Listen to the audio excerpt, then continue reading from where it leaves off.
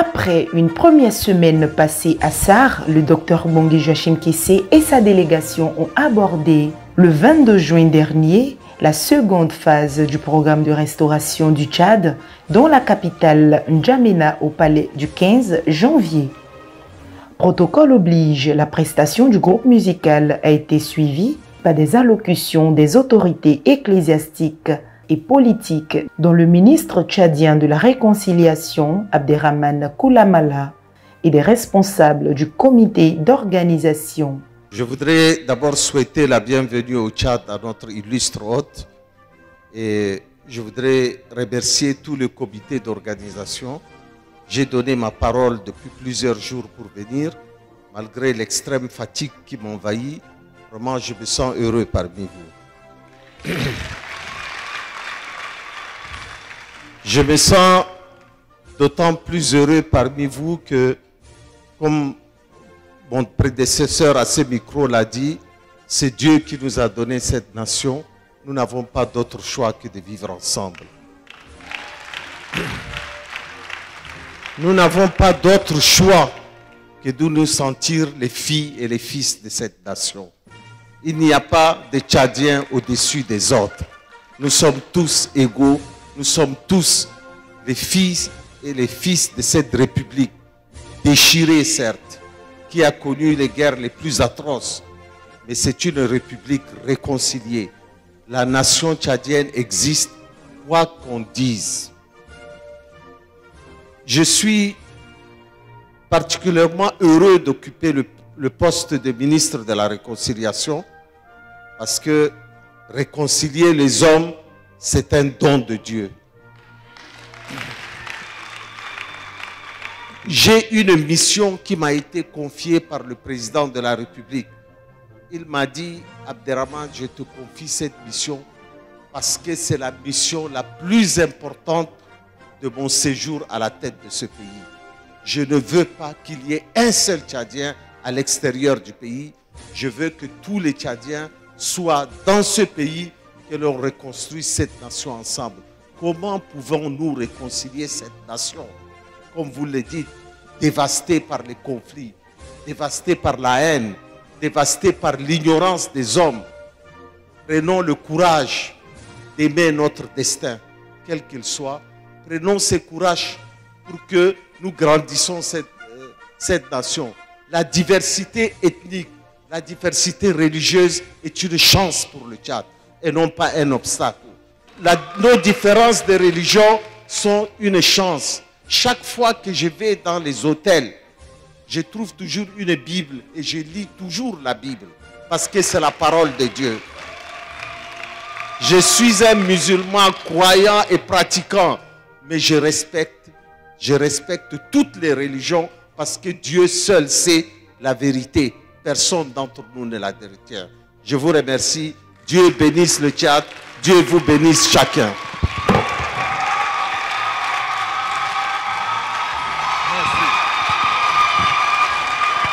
Acclamons, acclamons, acclamons.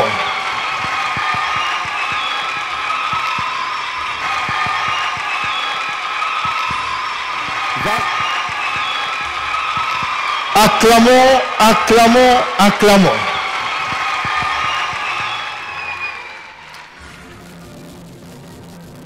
Dieu a parlé au peuple tchadien. C'est le moins que l'on puisse dire avec des révélations faites par le sacrificateur de l'Éternel, le Dr Bongui Joachim Kessé, sur des faits marquants de l'histoire du Tchad dont la portée spirituelle continue de provoquer des incidences sur la vie de la nation. Monsieur le ministre a donné un message très fort et je peux dire a déjà conclu tout ce que nous allons dire dans cette conférence. Notre intervention va aller au-delà du constat. En tant qu'homme de Dieu, en tant qu'homme spirituel, nous savons que tout ce que nous vivons, tout a d'abord une racine spirituelle. Les choses commencent dans le monde invisible et ça rejaillit dans le monde physique.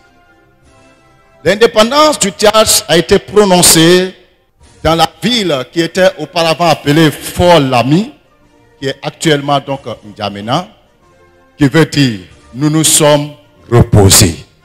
Alléluia. N'Djamena, nous nous sommes reposés. Nous nous sommes reposés. Les nopales. Donc normalement, le pays devait rentrer dans son repos. Aujourd'hui, 11 août 1960, 11 août 2023, bientôt dans quelques mois, le théâtre aura 63 ans. Mais lorsque nous regardons derrière nous, qu'est-ce que nous constatons? Plusieurs présidents, plusieurs chefs d'État se sont succédés sans pouvoir arriver à apporter à cette nation ce qu'elle désire. Rappelons-nous que nous avons dit au départ, lorsque les fondements sont renversés, le juste, que peut-il faire? Dans Genèse chapitre 1, le verset 1 à 3, la Bible dit ceci.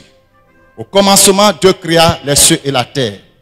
La terre était informe et vide. Il y avait des ténèbres à la surface de l'abîme et l'Esprit de Dieu se mouvait au-dessus des eaux. Dieu dit que la lumière soit et la lumière fut. Dieu vit que la lumière était bonne et Dieu sépara la lumière d'avec les ténèbres. Dieu appela la lumière jour et il appela les ténèbres nuit. Ainsi eut un soir et un matin. Ce fut le premier jour. Avant que Dieu ne fasse le monde tel que nous le connaissons aujourd'hui, Dieu a ordonné qu'il y ait d'abord la lumière. Dis avec moi, la lumière. Mes chers frères et sœurs tchadiens, le 11 août 1960, lorsque le président François Tombalbaye prononçait le discours de l'indépendance, il y a un événement qui s'est produit. Un événement que l'homme simple peut qualifier d'incident. En plein discours, il y a eu coupure de courant. La lumière est coupée. L'électricité s'est arrêtée. Et tout le monde a été plongé dans le noir. C'est un fait rarissime dans l'histoire des nations. Comment se fait-il que le premier jour où une nation va rentrer dans son indépendance, le courant se coupe en plein discours du chef de l'État? Et le ministre français qui était à côté, André Malraux, va apporter donc une torche pour éclairer le discours. Chers serviteurs de Dieu, ce n'était pas un fait anodin. Est-ce que quelqu'un a coupé le courant expressément? Je ne sais pas. Est-ce que ça a été un incident et puis c'est arrivé? Je ne le sais pas. Mais en tant que prophète, le Saint-Esprit m'a permis de comprendre que ce acte qui s'est posé ce jour-là était un langage. C'était un symbole, c'était un message. Le théâtre, c'est le cœur de l'Afrique. Et quand vous étudiez l'histoire, l'Afrique était la puissance mondiale dans l'Antiquité. L'Afrique a dominé le monde à travers l'Égypte, qui avait un royaume très étendu, très puissant. Et vous savez que l'écriture provient de l'Afrique. La connaissance provient de l'Afrique. Le développement provient de l'Afrique. La science provient de l'Afrique. Les mathématiques proviennent de l'Afrique. La médecine provient de l'Afrique. En fait, l'Afrique est la mère de toutes les inventions. L'Afrique est la source de toutes les connaissances, de tous les savoirs. Comment se fait-il que l'Afrique se retrouve du coup à la queue au lieu d'être à la tête? Pour avoir honoré de par sa présence ce programme consacré à la restauration du Tchad, l'homme de Dieu venu de la Côte d'Ivoire a demandé à ce que la salle élève une prière spéciale pour le ministre Koulamala. Permettez-moi, avant de quitter la chaire, on va, avec la permission de monsieur le ministre, on va prier pour lui, prier pour le travail qu'il est en train de faire, parce qu'il est en train de faire le travail des hommes de Dieu.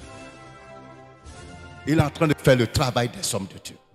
Et ça, c'est un modèle que nous devons suivre. On se tient debout, s'il vous plaît. Nous allons prier que le Dieu lui donne davantage d'onction, de force, de sagesse, de savoir-faire, de courage. Le courage de dire la vérité. De redresser ce qui est courbé. Qu'on l'écoute, qu'on ne l'écoute pas, au moins il aura dit la vérité. Et que Dieu le protège. Non seulement lui, mais aussi toute sa famille. Prions ensemble, Seigneur. Papa, nous voulons te bénir et te rendre grâce pour la vie de monsieur le ministre. Nous prions, Seigneur éternel Dieu, que ta grâce, Seigneur, te repose sur sa vie. Merci de le couvrir de ta protection divine. Merci de le garder, Seigneur éternel Dieu, de tout mal, de toutes les flèches de l'ennemi. Merci de lui donner la sagesse, la connaissance, au nom de Jésus-Christ. Et que ton onction repose sur lui. Que ta force repose sur lui. Que ta grâce repose sur lui. Non seulement lui, mais toute sa famille. Et que Seigneur, à la tête de ce ministère où il est, que Seigneur éternel Dieu, pendant son temps, que ces traces restent dans les cœurs. Que par son canal, ce pays, les cœurs de cette nation soient réconciliés. Et que toute la gloire te revienne. Au nom de Jésus-Christ de Nazareth. Amen. Amen. Amen.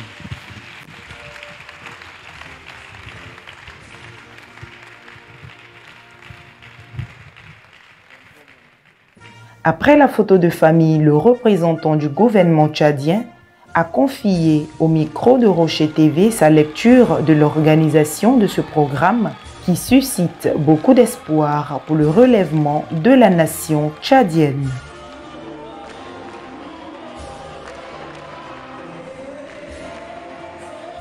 C'est toujours un grand réconfort d'être parmi les hommes de Dieu, parce que la paix passe toujours par les hommes de Dieu. Nos cœurs ne peuvent s'apaiser que devant les forces de l'Éternel. Et c'est pour ça que je suis venu avec un grand plaisir assister à une cérémonie particulièrement émouvante. Je remercie tous ceux qui ont prié pour moi et pour ma mission.